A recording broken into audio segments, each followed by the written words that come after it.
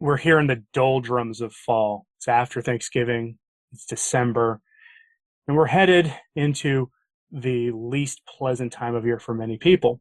And it's not because they don't like the cold weather, it's because the gray and the lack of color on the landscape and the rain all start to get to a lot of us. A lot of us have a history of seasonal affective disorder or SAD. Some people think it's a myth, but it's not. It is a legitimate mental health issue. And a lot of people seek medication to deal with this. I'm not going to tell you not to do that. What I'm going to suggest is if you start getting the depression signs and other things that seasonal affective disorders are impacting you, my suggestion is to try to take care of this in a more holistic, natural way before you start looking for an external solution to this. And the best ways to take care of this are going to essentially be nutrition, especially in winter. If you're in the northern hemisphere, where about 75% of you watching this will be. Now, of course, your body can synthesize vitamin D from the sun. Good luck doing that in the northern hemisphere in winter. But that having been said, if you are not outside much, get outside, especially in those days when the sun is out. Go out there, rake up those leaves that you know are still sitting in your backyard, or go for a walk in the park, walk your dog, or go take your kids out, go run your errands, spend time outside. At least do some of that. Activity will probably help with that too. But for nutrition, you're going to be running into some problems here because, well, this is a carnivore diet channel, and I have a video on vitamin D that I've done before, and vitamin D is really kind of the main driver of seasonal affective disorder. A lot of people are deficient in vitamin D. And before you start reaching for those, vitamin D supplements, which I would take as a last resort before going to your doctor for something more over the counter, try addressing this with food. So let's start here at the most basic level.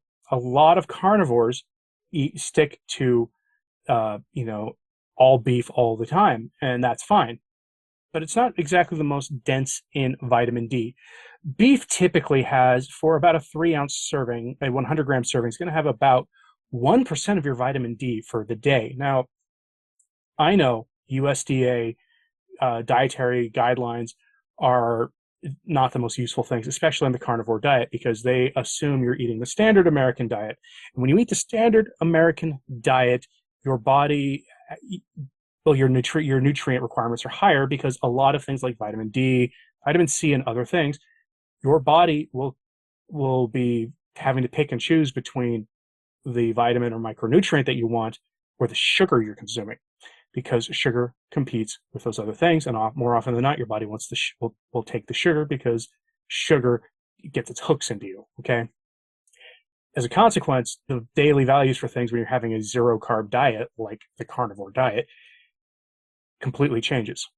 But these are still the best numbers we have, and for a lot of people, especially if you start feeling this way, if you're on an all beef diet, you're not eating anything else, you may run into some problems. So we're going to talk about that. But a 100-gram serving, 3.5 ounces raw, has 1% of your vitamin D. Now, if you're eating 2 pounds of meat a day, okay, that's let's see, that's about 900 grams. So you're getting 9% of your vitamin D. That's not sufficient. So let's begin talking about how to fix this. Eggs are actually a decent way to fix this. Your egg, one normal grocery store egg, that $2 or $3 or whatever they go for now, pack of eggs at the grocery store, one egg has 11% of your vitamin D for the day. There's a lot of people in the carnivore diet who eat 5 eggs a day, 10 eggs a day. If you were up to 10 eggs a day, you would be taking care of your vitamin D problem almost immediately. It's a lot of eggs for a lot of people, though. Let's take a look at the next one. Let's take a look at butter. Butter has 2% of your vitamin D for the day per tablespoon. A lot of y'all out there eat a whole stick of butter a day on the carnivore diet. What is a stick of butter? It's 8 tablespoons, so that's 16% of your vitamin D. Still not doesn't sound like that much. Let's say you do 4 eggs. So that's like 60% of your vitamin D by itself. On top of the 2 pounds of meat, you're at about 70% there. Still not enough? You're trying to find a way to get more eggs in because some people just can't eat that many eggs. Let me introduce you to something I talked about in a video earlier this week. I did a condiments video. that are all 100% carnivore condiments. And my absolute favorite condiment in the world on the carnivore diet is hollandaise sauce. It's tricky to make, but this is a chance for you to practice and get in the skills to make the hollandaise sauce. And I'm just looking here at a Food Network recipe, which calls for freshly squeezed lemon juice. You can swap that out for vinegar. This recipe has 4 eggs in it and 1 stick of butter. The hollandaise sauce by itself has 60 grams or 60% of your daily requirement for vitamin D. That's 4 egg yolks in there. Now imagine you make that and pour that stuff all over a 4-egg omelet. You, bam, immediately 100% of your vitamin D. Okay. You can then add butter to your steak later in the day and get yourself well over that 100% to get yourself above, to get the vitamin D you need in a 100% bioavailable format, unlike stuff that's locked up in plants. But let's talk about some other sources. Okay. Let's say, people go back and forth on seafood on the carnivore diet. And why do they do that? It's not because fish isn't carnivore. It's because fish has, any wild-caught fish is going to have problems with heavy metals and and other problems like that, microplastics and other nasty little surprises. And I unexpectedly developed a sensitivity to salmon when I went carnivore, or at least I discovered I had one. And it's because, and it's not wild-caught salmon. I'm pretty sure if I could find legitimately wild-caught salmon, I could eat it fine. It's the fact that a lot of stuff marked as wild is really not wild. It's like farmed in an ocean. It's farmed in an ocean pen, and stuff is just gross. It's polluted. It's better than landlocked farmed salmon, which is what most of it is out there. But that stuff, it just does not sit well with me. So I limit my salmon intake, even though I actually really do love salmon, and I love smoking salmon. But salmon, one 3.5 ounce or 100 gram serving has by itself 66% of your daily value. If you've never put hollandaise sauce on salmon, you're missing out. You could have that 100 grams. It's less than 4 ounces, a small little piece of salmon next to your steak, your 20-ounce ribeye with hollandaise sauce, and you are set at that point for your vitamin D for the day in one meal.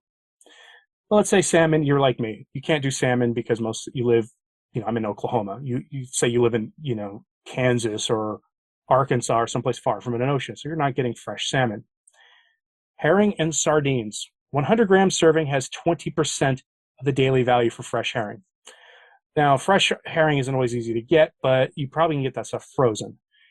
You can get pickled herring at the store. That's about 14% for a 3.5 ounce serving. Canned sardines are probably the most widely eaten fish on the carnivore diet. 3.5 ounces has 24% of your daily value. So every time you eat one of those, 100 gram cans of sardines in water, please, not in oil. Most of those oils are like the nasty seed oils, and even the ones in olive oil is not really carnivore. Point of carnivore is to avoid the, plant oils in general. Get them in water. 1 can is 24% of your daily value. So if all those eggs doesn't sound good, if for some reason sardines sound good to you, go for those. Halibut and mackerel are also pretty good in this way. You're looking at, around 20% daily value. Not a fan of supplementation, but if you are in the point to the point where you may have to go see a doctor to get something stronger than supplements to help you, then obviously go try the supplements first. They are, much better. And but when you do these, get a good quality one. So like cod liver oil. Now you can buy canned cod liver. Dr. Berry loves the stuff.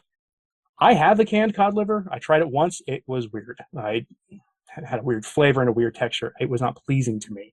But cod liver oil, if you have a teaspoon equivalent of that, that's 56% of your daily value in 1 teaspoon. There are cod liver oil capsules. Go read the label. They vary brand to brand. They're a better option than you might think, though. Canned light tuna, 3.5 ounce, 100 gram serving has 34% of your daily value. Okay. Most people don't like eating tuna without something like mayonnaise or something, and good luck finding a mayonnaise that fits the carnivore diet unless you make your own bacon mayonnaise. But canned tuna is 34%. If you can find frozen tuna or fresh tuna, that's also a good option as well. So dairy also has vitamin D in it. We talked about butter. You'll find vitamin D in cheeses. Cow's milk is sort of enhanced with vitamin D. In the US, 1 cup of enhanced cow's milk contains 115 IU of vitamin D per cup. It's about 15%. Now, you got to be on a special kind of carnivore diet to be able to drink milk, right? One, you have to find that milk doesn't cause you inflammation. Two, you got to be willing to have that lactose, which is a form of sugar. And three, you've got to be not wanting to lose body fat, because if you're trying to metabolize body fat, milk's the last thing you want to be consuming. But cow's milk is otherwise a good option if it fits the bill for you. The bottom line on all this, though, is one, if you're trying to combat seasonal affective disorder, get out in the sun when you can. Two, eat your eggs, eat your butter, get some seafood if you need to. Okay.